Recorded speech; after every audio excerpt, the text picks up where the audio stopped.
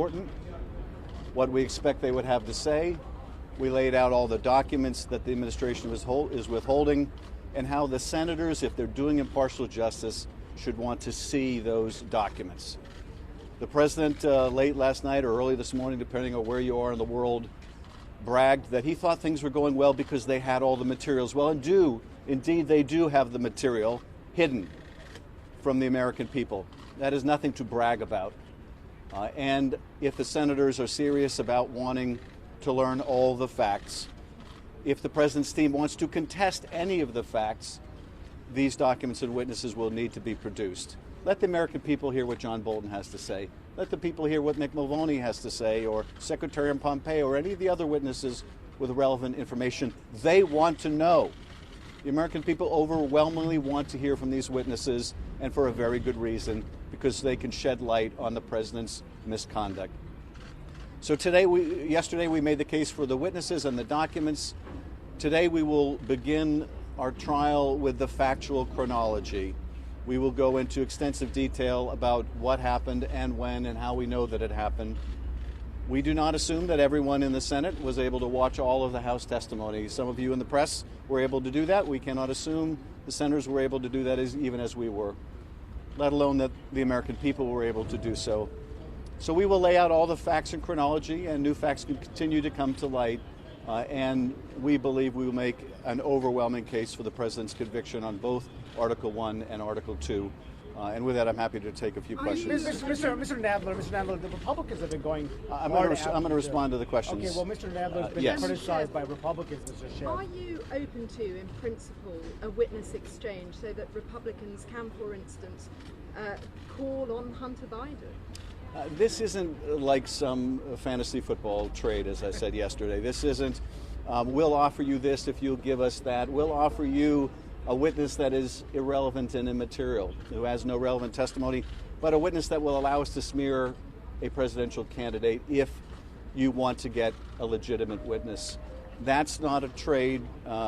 Trials aren't trades for witnesses. We offered last night to have the Chief Justice of the Supreme Court rule on a question of materiality for any of the witnesses. And you know something? Not surprisingly, the president's team was vehemently opposed. Not because the president's team doesn't trust the Chief Justice to make an impartial decision, but because they do trust the Chief Justice to make an impartial decision about materiality. That's not what they want. They want to smear Biden. They want to effectuate the scheme that they were unable to do when they tried to get Ukraine to smear the Bidens. They want to use this trial to smear the Bidens. That's not the purpose of the trial, and the senators should not allow it to be abused in that way. Mr. Schiff, Republicans have been. People are listening to your arguments, or have they made up their minds?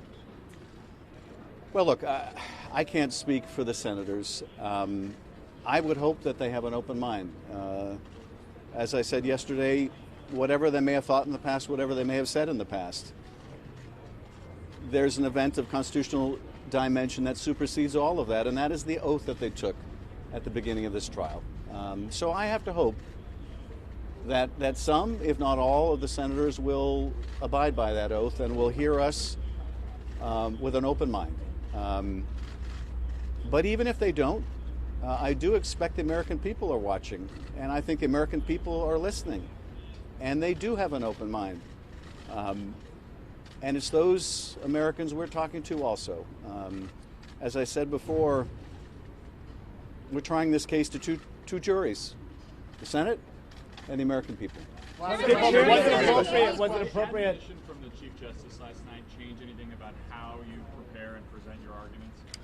Well, look, when you schedule a trial, as Mitch McConnell did, that's designed to be hidden in the dead of night, where you require litigants who are going at it for the entire day to go into the wee hours, you're going to have tempers flare. That happens in every courtroom in America as well. But we are going to try to keep focused on the facts. The president's team would like nothing more than to provoke a bitter conflict. We're not going to let them. The facts are damning.